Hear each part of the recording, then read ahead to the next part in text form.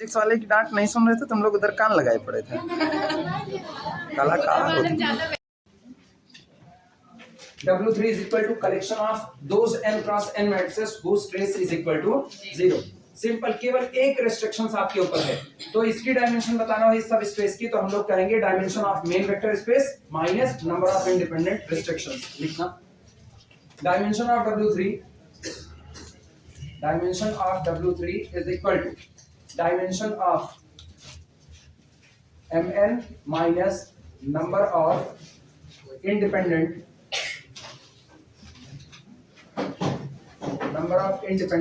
restrictions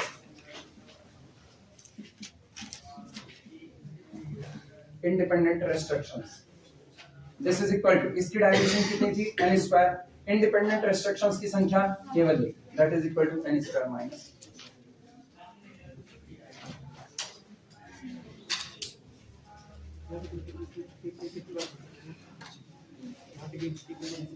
बहुत simple सी कहानी है, बस केवल आपका ट्रेस 0 है, एक ही रेस्ट्रिक्शंस आपके ऊपर है, तो डायमेंशन n स्क्वायर माइनस 1 हो जाएगी। अगला कौन सा था W4? अच्छा, एक ही रेस्ट्रिक्शंस मांगी थी, a11 बराबर, उसकी भी डायमेंशन सेम होगी, लिख देना उसके लिए भी। सातवें में था W4 is equal to collection of A belong to the Mn such that A11 is equal to 0, लिख देना। Dimension of W4 is equal to dimension of Mn minus number of independent restrictions,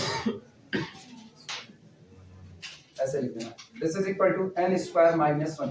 अच्छा ये बताओ, अभी तो चलो ऐसा ठीक, हम ये कह दें कि पहले हमको ये दिखाओ कि W4 सब स्पेस होगा कि नहीं, तो कैसे दिखाओ? क्या W4 वास्तविकता में सब स्पेस होगा? ना बताएं तब तो ठीक है, ऐसे निकल गया। क्या W4 सब स्पेस होगा? कौन कौन प्रूफ कर सकता है W4 सब स्पेस होगा या नहीं होगा? हाथ ऊपर, कोशिश करो, निकालो पहले W4 सब स्पेस है कि नहीं। हम वीडियो रोक रहे हैं। अगर सामने वाला ये कह दे कि सबसे पहले आप ये साबित करो कि ये सब स्पेस बनाएगा, पहले ये साबित करो सब स्पेस बनाएगा, फिर आप डायमेंशन निकालो। ठीक है, अभी तो हम कह रहे हैं सब स्पेस है, तो डायमेंशन निकाल देंगे। मेन डायमेंशन वेक्टर स्पेस की और minus number of independent restrictions n square minus 1 इसकी डायमेंशन होगी। लेकिन सामने वाला कहते साबित करो ये एक सब स्पेस होगा, तो हम क्या करेंगे? इसका एक मेंबर चुनेंगे। इसका पहला मेंबर चुन रहे हैं, take A1 belong to the किससे? W4 से। A1 किसका लिया? W4 का। A2 also take from W4, या B2 ले लेते हैं, B2 belong to the W4। ठीक, अब ये बताओ, या B1 लिखो, A1 B1। अगर A1 बिलोंग टू W4 है तो this implies that A11 is equal to कितना? 0। अगर B1 बिलोंग टू W4 है तो this implies that B11 also is equal to कितना? 0। क्लियर हुआ? ये बताना, अगर ऐसा है तो इन A इंटू A1, जब आप A इंटू A1 करते हो तो मैट्रिक्स की जितनी एंट्री है हर एक एंट्री पर किसका मल्टीप्लाई होगा? A पर। यानी उस दिन A11 पर भी किसका मल्टीप्लाई होगा? स्मॉल a का। लेकिन A11 है कौन? 0। तो इसका मतलब this implies that in A11 A into A11 is equal to कितना? 0। और बोलो इसी तरह इनमें क्या होगा? B इंटू B1 में B इंटू B11 बराबर कितना? 0। और जब दोनों को ऐड करोगे या सब्सट्रैक्ट करोगे, जो भी तुम्हारी मर्जी हो, तो अब बताओ कौन बनेगा? करस्पॉन्डिंग घटता है ना, A into A11 minus B into B11 और बराबर फिर कितना? 0। क्या पहली एंट्री फिर से A1 माइनस B1, इसमें पहली एंट्री वापस 0 आ गई कि नहीं? इसका मतलब आप नेसेसरी एंड सफिशिएंट कंडीशन को फुलफिल करते हो। और जिस दिन आपने नेसेसरी और sufficient condition to become subspace को फुलफिल कर दिया, आपका दिया गया सेट क्या बन चुका है? सबस्पेस। जिनको ये नहीं समझ में आया शॉर्टकट में वो लोग और लिखें इसको, हम 20 बार समझाएंगे तुमको। अगर तुम नहीं पढ़ के आओगे तो तुम खुदे भी आ जाओगे ना। हर दिन बोल रहे हैं, जितनी एक्स्ट्रा क्लास ले, एक तो दिन बाकी नहीं जिस दिन तुम लोग सुने ना, एक एक्स्ट्रा क्लास नहीं बाकी। हराम होगी एक एक्स्ट्रा क्लास जिस दिन तुम लोगों को कोई बात सुनाई नहीं गई, क्योंकि तुम लोग लापरवाही वाले में चले गए पूरे तरीके से। लीनियर अलजेब्रा को हंसी मजाक समझ लिए हो और उधर डिफरेंशियल इक्वेशन को उसको भी हंसी मजाक समझ लिए हो। वो हंसी मजाक नहीं है, हम पहले समझा रहे हैं। डिफरेंशियल इक्वेशन जो तुमको आज आसान लग रहा है, एग्जाम में तुमको खून के आंसू रुलाते हैं। तुमको लग रहा है अभी कई लोग गुमान में होंगे कि हम तो बहुत तेज पढ़ते हैं, हमको कोई दिक्कत नहीं है। ये गुमान छोड़ दो, गुमान अच्छे अच्छे मिट गया, तुम लोग कुछ नहीं हो। हम खाली तुमको अगर असलियत में दिखाने पर आ गए कि तुमको नहीं आता है तो हम दिखा ले जाएंगे। मेरे पास 20 रास्ते हैं इस बात को साबित करने की कि तुम उस लेवल तक नहीं पहुंचे हो जिस लेवल में एग्जाम में बैठा जाता है, और हम दिखा लेंगे उस बात को। अब कहो एक दिन खाली ना यहीं पर टेस्ट कराएं, यहीं पर घर वाला बंद कर दे, बस यहीं पे एक टेस्ट करवाएंगे और तुमको बताएं लिखित में हमसे ले लो, 10 सवाल देंगे, 10 के 10 जवाब कोई नहीं लिखेगा। अगर हम इसी पर आ गए तो तुम्हारे दिमाग का क्यों पूरा गुमान ही तो तोड़ना है। गुमान तोड़ने के लिए हमको सवाल घुमा देने हैं बस, खाली अपनी पढ़ाई थ्योरी सवाल घुमा देंगे, 10 में से एक सवाल लगा दिए हम टीचिंग छोड़ देंगे। तो इसीलिए अभी भी मौका है, अभी भी सुधर जाओ। पहला सेट ले रहे हैं, सुनो, अपने दिए गए W4 का पहला एलिमेंट ले रहे हैं, capital A is equal to, बोलो कैसे चुना जाएगा। पहला पोजीशन A11 कितना 0, लेकिन अगला A12 A13 से लेकर के A1n कुछ भी हो, ये कुछ भी रहे, अब में उसको कोई फर्क नहीं पड़ता। A21 A22 A23 so on कितना A2n, इस तरीके से चलते हुए AN1 so on AN2 so on AN3 so on ANn। क्या यही होगा पहला?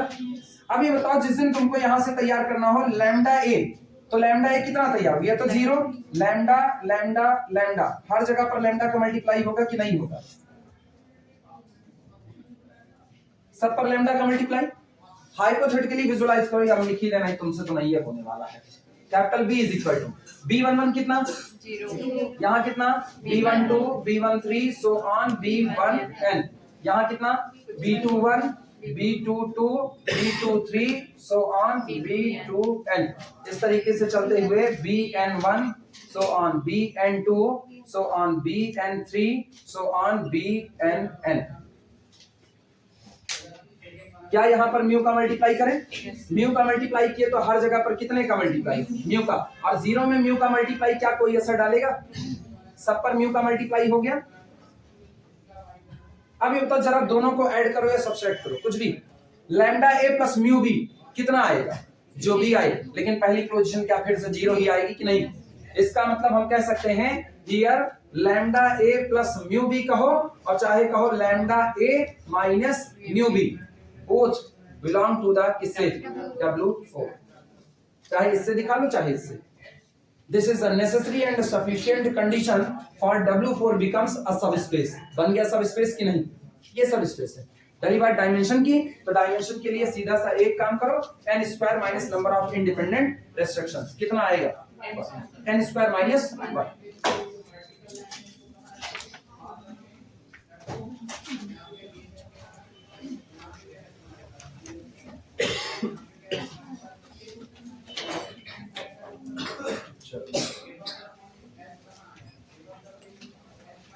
अब बारी किसकी? इसके बाद कौन सा था याद दिलाओ? इंटरसेक्शन था क्या दोनों का?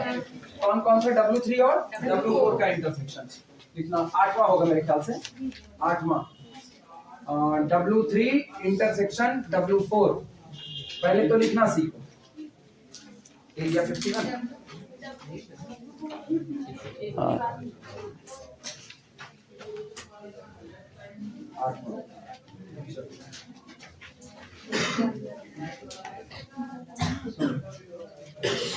W3 intersection W4 is equal to, ये बताओ W3 के अंदर कैसे मेंबर? W3 के अंदर n क्रॉस n की मैट्रिक्स, W4 में भी कैसी? n क्रॉस n की, तो इसमें भी कैसी आएगी? n क्रॉस n की। तो W3 intersection W4 is the collection of matrices A belong to the Mn such that. लेकिन अब की आप इंटरसेक्शन में जा रहे हो, आपको दोनों को सेटिस्फाई करना है, पहले को भी और दूसरे को। पहला कहता है मेरे पास ट्रेस कैसा होना चाहिए, दूसरा कहता है मेरी पहली पोजीशन का एलिमेंट ही क्या होना चाहिए। तो इसका मतलब अपने को यहाँ लिखना पड़ेगा such that trace of the matrix capital A is equal to 0 and इसके साथ A11 also is equal to. क्या ट्रेस का इससे कोई खास रिलेशन होता है? क्या ट्रेस का इससे कोई खास रिलेशनशिप नहीं? ये कुछ भी हो, ट्रेस आपको 0 चाहिए। आप पहली पोजीशन को आप 0 भर रहे हो, पहली पोजीशन आप 0 भर रहे हो, ट्रेस अगर निकालना हो केवल ट्रेस की कंडीशन, तो क्या जरूरी है पहली पोजीशन 0 भरी जाए? आप पहली पोजीशन 2 भरो, दूसरी -2 भरो, 2 क्रॉस 2 में पहली 2 भरो, दूसरी -2, कोई फर्क तो पड़ेगा नहीं। तो ये दोनों कंडीशन एक दूसरे से कैसी है? इंडिपेंडेंट। अब बोलना डायमेंशन क्या होगा? Dimension of W3 intersection W4 is equal to dimension of mn minus number of independent restrictions। तुम लोग पूरा लिख देना, हम ऐसे लिखते हैं this is equal to n square. अब कितनी रिस्ट्रिक्शंस है? दो माइनस डायमेंशन हो गई n स्क्वायर माइनस 2।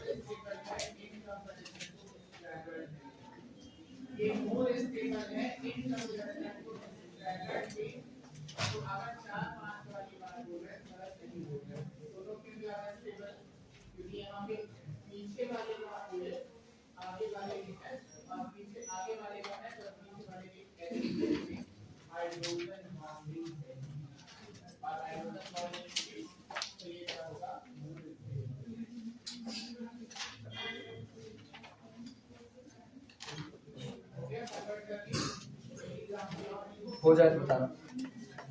अच्छा अगला कौन सा था? W1 intersection W3। अच्छा तो पहले W3 हम लिख लें। अच्छा है तो W3 W1 लिखना पड़ेगा। यह हटा दें, यह हटा दें। W1 मेरे पास था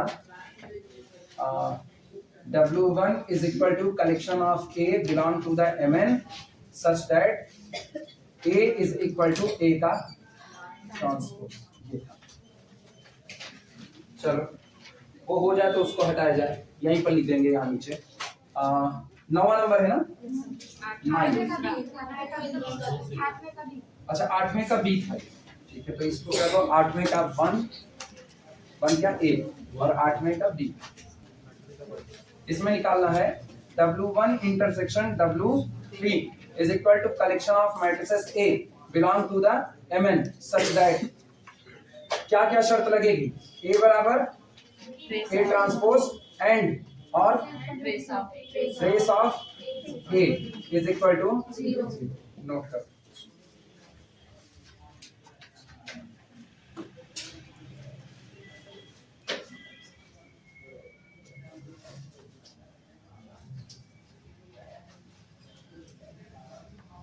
सोच करके जवाब दो क्या किया जाए।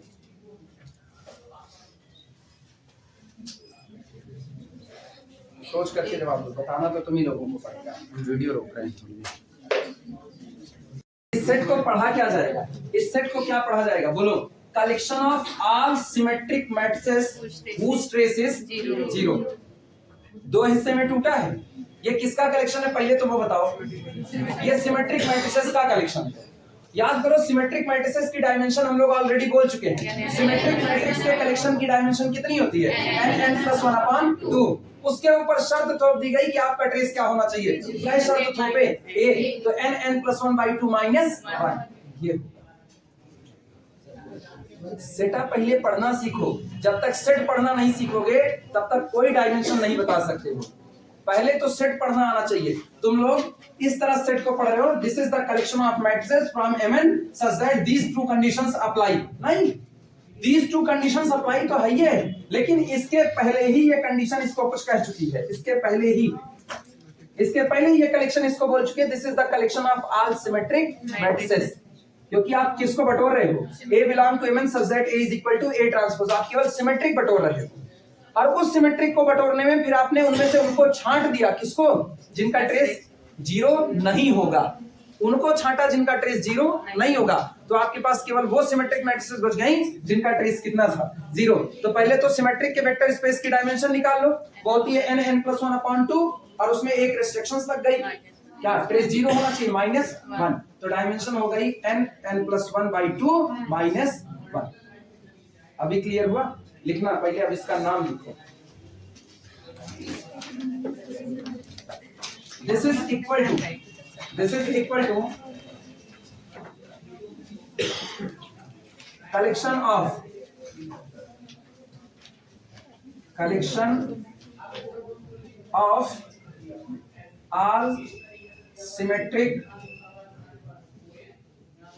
Of all symmetric matrices.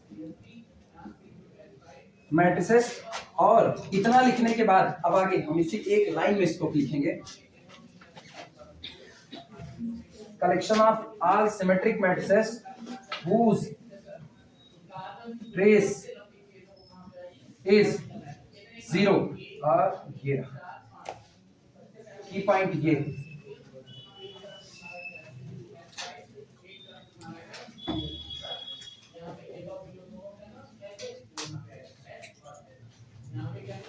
सबसे उधर केवल सिंगल कर्व बनाए हैं, single.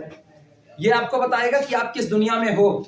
Collection of all symmetric matrices, सारे सिमेट्रिक का कलेक्शन है। तो इसकी वजह से इसकी डायमेंशन कितनी हो गई, n+1/2। और लेकिन आगे शर्त है whose trace is 0। क्या रिस्ट्रिक्शंस लगी, a, तो n+1/2 -1। इनकी वजह से हम लोग ना अपनी भाषा हिंदी में लिखना।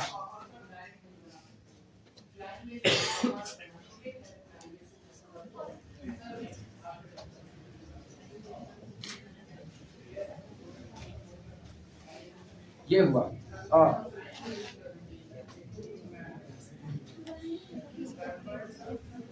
एक रेस्ट्रिक्शंस लगी, एक देयरफॉर यहां लिख रहे हैं dimension of W1 intersection W3 is equal to n+1/2 -1। Solve करना, इसको सॉल्व कर सकते हो, कोई जरूरत नहीं, सॉल्व कर लो, सॉल्व करने का मन हो।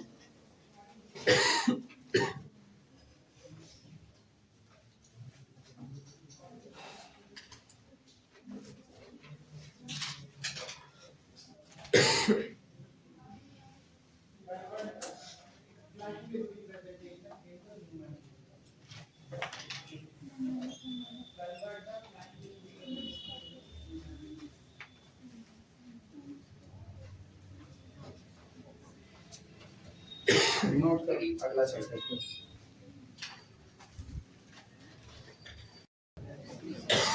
Find the dimension of linear span of S from R6 over R, where जहां पर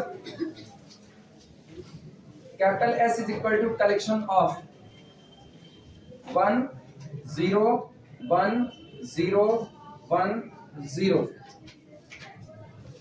अगला दिया गया है 1 0 1 0 0 1 1 0 1 0 0 1। अगला एरिया 51 में जाएगा तो बताना। 1 0 1 1 और 0 0। अगला 1 1 1 0 1 0 1 1 1 0 1 0।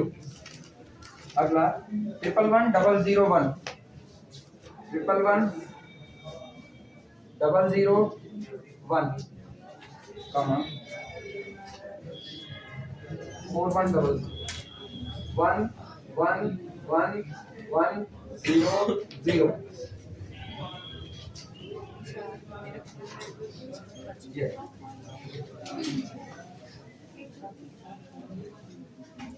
लीनियर स्पैन ऑफ एस, सामने देखना, कैपिटल इस ये आपको सेट दे दिया गया है, ठीक है। इस सेट के द्वारा एक सब स्पेस को जनरेट किया जाता है, मतलब इससे लीनियर स्पैन ऑफ एस को तैयार किया जाता है। आपने को पता है अगर आपको कोई सेट दिया गया तो उसका जो स्पैन होता है वो सब स्पेस होता है। हम लोग थ्योरम पढ़ चुके हैं, if S is the subset of our vector space V over F, then linear span of S is a subspace of V over F। ये V over F के लिए किसका काम करेगा, सबस्पेस का काम करेगा। मुझको इस सबस्पेस की डायमेंशन निकालनी है और आपको कैपिटल S लिख करके दे दिया है कि कैपिटल S आपका ये कलेक्शन है जो सामने आपके लिखा गया। कितने वेक्टर दिए गए हैं, 1 2 3 4 5 6 दिए गए। अगर ये 6 के 6 LI हो गए, अगर ये 6 के 6 LI हो गए, तो बताओ उस दिन लीनियर स्पैन ऑफ एस को कै लोग मिलके बना रहे हैं, 6 लोग मिलके, तो ये डायमेंशन कितनी हो जाएगी, 6। उस दिन लीनियर स्पैन ऑफ एस कुछ अलग नहीं बल्कि कौन होगा, R6 over R होगा। क्लियर है। लेकिन अगर इसमें 6 लोग LI ना हुए तो डायमेंशन कम हो जाएगी। तो कुल मिलाकर के हमको केवल एक बात पता करनी है, इसमें से कुल कितने लोग LI हैं। जितने लोग LI हैं उतने का कलेक्शन ही आपका क्या बन जाएगा, बेसिस से, और जितने लोग आएंगे उतनी आपकी क्या होगी, डायमेंशन। क्लियर है। तो मुझको केवल एक बात पता करनी है, how many vectors are LI in this set. इस दिए गए सेट में कुल कितने वेक्टर LI हो सकते हैं। क्लियर हुआ। चलो चेक करते हैं। लिखना डायमेंशन ऑफ, सॉल्यूशन लिखना, dimension of linear span of S is equal to number of independent vector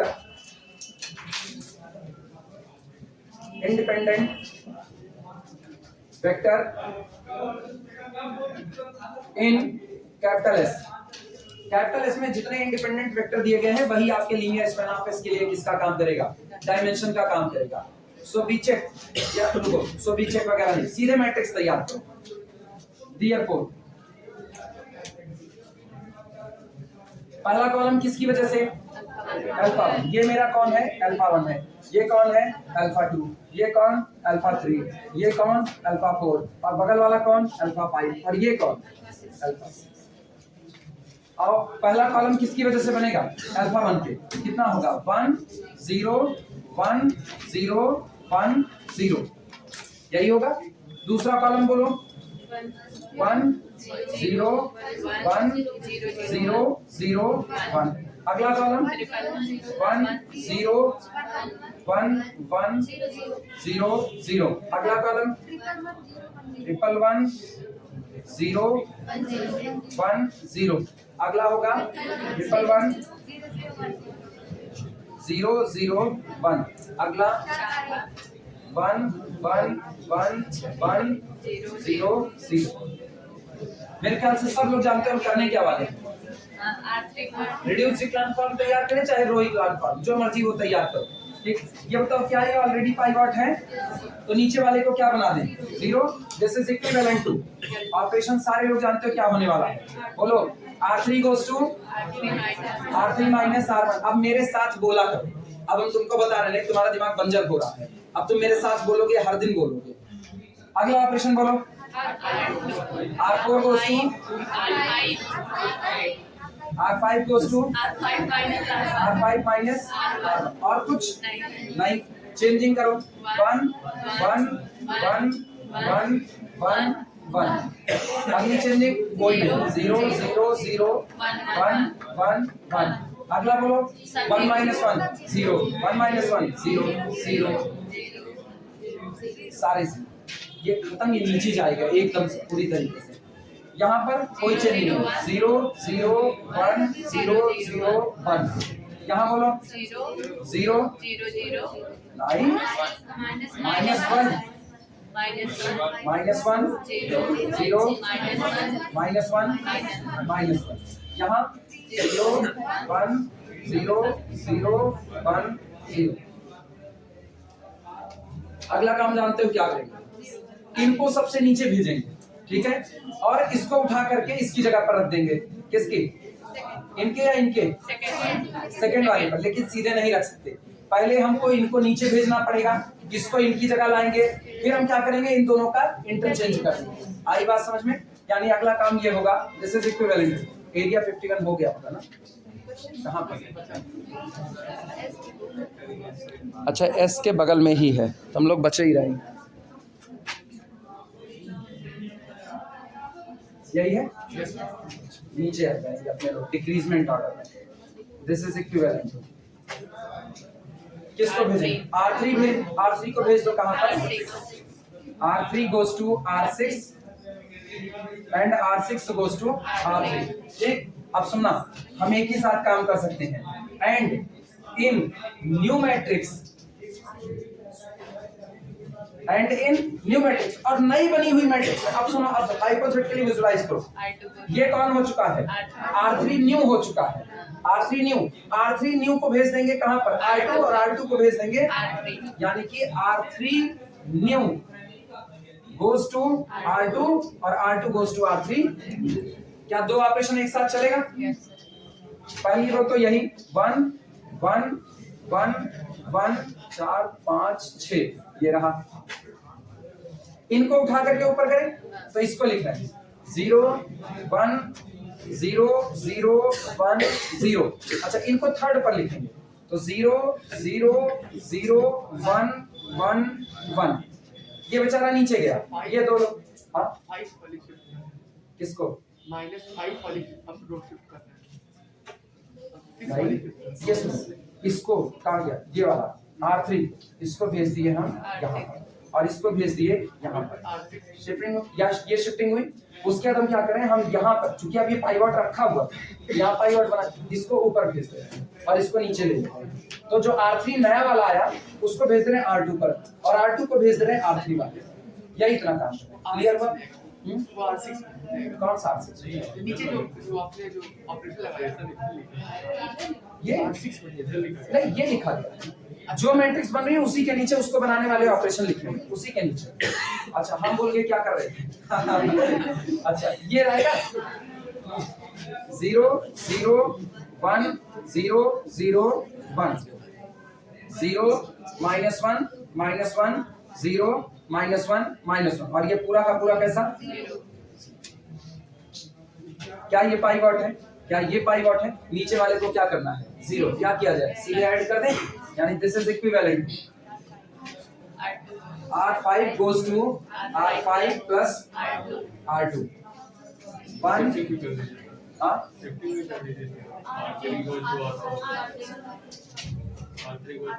ये वाली ऊपर और ये वाली नीचे, ठीक है वो भी कर दे रहे हैं। R3 goes to R4 R4 goes to R3। कोई कनेक्शन तो है नहीं इनका आपस में, इसलिए कर सकते हैं। अच्छा 1 1 कितने हुए? 4 5 6 ये हुआ। अब एक काम करते हैं, पहले इसको लिख ही देते हैं 0 1 0 0 1 0। इनको नीचे भेजा, इसको ऊपर, तो 0 0 1 0 0 1। अब इनको नीचे ले लें 0 0 0 1 1 1। ये कर लिया। इनका बदल देते हैं 0 1 0 -1 और उसके बाद 0 0 -1 और ये पूरा मिलवटा सन्नाटा। ये पाइवॉट ये पाइवॉट, इसको 0 और करना है, उठा करके ऐड कर दें। This is equivalent 1 1 1 1 1 1 3 3 6। बस एक आखिरी मैट्रिक्स चल रही है। अरे ठीक है, हम जाना चाहते हैं। अच्छा ठीक है, बड़े आराम से। ये हुआ 0 1 0 0 1 0। ऑपरेशन लिखने के लिए क्या लगा रहे हैं? R5 goes to R5 में ऐड कर रहे हैं किसको? R3 को। अच्छा तो इसका मतलब R3 भी नहीं बदल रहा है। 0 0 1 0 0 1 0 0 0 1 1 1। अगला 0 0 सारे 0 हो जाएंगे, ठीक है बहुत अच्छी बात है। पाइवॉट पाइवॉट पाइवॉट पाइवॉट कितने आए? Dimension of linear span of S कितनी आएगी? 4। चुन लो अल्फा 1 अल्फा 2 अल्फा 3 अल्फा 4। 4 लोगों को चुन लो, क्योंकि आपका पहला कॉलम पाइवॉट, दूसरा पाइवॉट, तीसरा पाइवॉट, चौथा पाइवॉट। तो अल्फा 1 अल्फा 2 अल्फा 3 अल्फा 4 यही आपका क्या बन जाएगा? Basis for the linear span of S बन जाएगा। क्लियर हुआ? पहले इतना नोट करो। ऑपरेशन अपनी कॉपी में खुद से लगाओ, ज्यादा बेहतर पड़ेगा। ऐसे तो देखते ही कहां गया, कहां 0 कहां।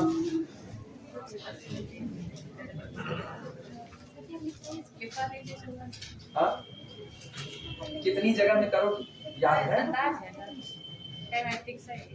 कितना हो रहा है? मेरे पास टाइम कितना है?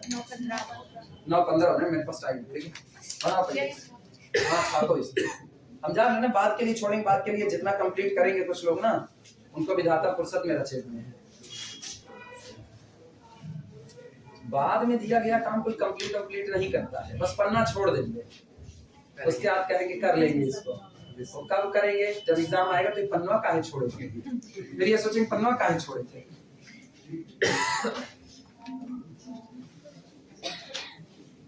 लिखो in capital S number of independent vector, in capital S number of independent vector, number of independent vector is rank of the above matrix। number of independent vector is rank of the above matrix। ये जो अभी निकल करके आई है final में, rank of the above matrix that is equal to 4, या बराबर करके 4 is equal to 4 लिखे। so dimension, अच्छा ये तो शुरुआत में था ना, dimension of linear span of S, ठीक लिख देना। and basis of S, and basis of S is equal to, क्या हम सिर्फ अल्फा 1 अल्फा 2 अल्फा 4 लिखते हैं? अल्फा 1 अल्फा 2 अल्फा 3 और कौन हो गया अल्फा 4, ये 4 इसके बेसिस हो गए। अच्छा केवल यही एक बेसिस बनेगा इसकी भी गारंटी नहीं है, और भी बन सकते हैं। इसका पाइवट यहाँ पर शिफ्ट होने को तैयार है, लेकिन चेक करना पड़ेगा एलाई वलाई हुए कि नहीं। ये वाला कहां, इसका पाइवट यहाँ और यहाँ दोनों जगह शिफ्ट होने को तैयार है, तो ये चेक करना पड़ेगा कि पाइवट शिफ्टिंग से आप कंफर्म नहीं कर सकते हो।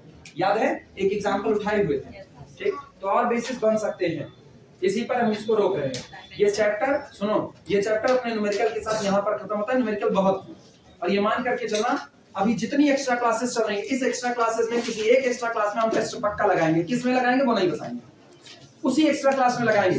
वो कल भी हो सकता है, वो आखिरी एक्स्ट्रा क्लास 5 तारीख की भी हो सकती है, लेकिन हम टेस्ट लगाएंगे जरूर। अब तुमको देना पड़ेगा, तब पता चलेगा तुम लोग कितना पढ़ाई कर रहे हो।